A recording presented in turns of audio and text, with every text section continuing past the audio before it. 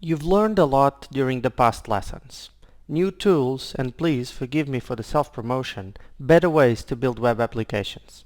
Hopefully, you've been able to incorporate all this information and complete the tasks presented in the hands-on exercises. But what should you do when things don't work as expected? How do you troubleshoot a problem? The goal of this next lesson is to introduce you to the debug tools available in Service Studio. The first thing you need to know is how to start the debugger. This is done through the run operation, which implicitly starts the debugger. The most important feature in any debugger is the ability to pause the execution and inspect the state of the application at a specific time. In Service Studio, you can do this with breakpoints. You can set breakpoints pressing F8 or using the right-click menu inside Action Flows, Screen Editors, and Screen Flows.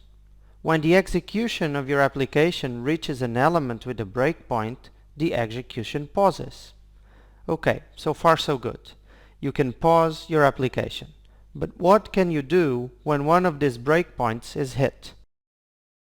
There are basically two activities you can do once a breakpoint is hit. The first we're going to talk about is stepping. We refer to stepping as the ability to advance the execution of your application one step at a time, allowing you to follow the exact execution path of the application. To control the stepping, you can use the commands in the Debugger tab at the lower pane of your workspace. In your flows, look for the arrow that shows where you currently are. The other activity you typically do once a breakpoint is hit is inspecting the current value of your variables. This is also done at the lower pane of your workspace. The variables in scope are presented in a series of tabs. The first of these tabs displays the current value of the variables in use in the element you're currently in.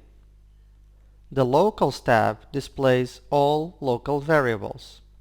And the Widgets tab the current value of the properties of the screen widgets. The Session and Site tabs relate to concepts we'll address later on. And finally, we have the Watches tab.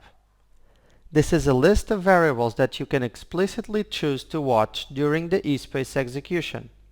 The Watches tab only contains variables to which you have explicitly added a watch to. You can add watches to variables using the right-click menu. Let's now follow a short debug session. In our debug session, we'll follow through the execution path of importing a list of contacts from an Excel file. So let's open the import screen action and set a breakpoint right at the beginning of the action flow. We're ready to run our eSpace. Let's take a peek at the Excel file we'll be importing. It contains two contacts. One, Anthony Miller, already exists in the database, and the other, Sally Manning, is a new contact. Back to our list of contacts. Let's move on to the Import Contacts screen. Choose the Excel file I've just showed you. We won't be overwriting existing contacts, and start the import. The breakpoint is reached. The execution pauses, and Service Studio comes into action. We'll be using the commands to step through the execution. Let's use step over to move to the next instructions. Starting the cycle, running the query, and let's hold here at the if element. The condition to discard a record is that it already exists, and overwrite is set to false. If we take a look at the current value of our variables, we'll see that overwrite is set to false. We didn't check the override checkbox in the import contact screen, and the query returned a count of 1. This means the contact already exists. This contact will be discarded. Next record from the Excel file. And this time the query returns a count of 0. This means this is a new contact and the cycle will proceed. Let's just switch tabs to take a closer look at the record we'll be creating. Yep, that's Sally Manning's data. It seems okay, let's move on.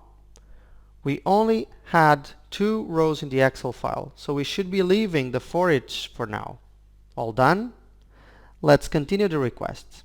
And we're back in the browser with our newly created contact. Help us improve by rating this webinar. You are then ready to move forward on to the next lesson. Please contact us with questions or feedback to training@outsystems.com. Thank you for watching.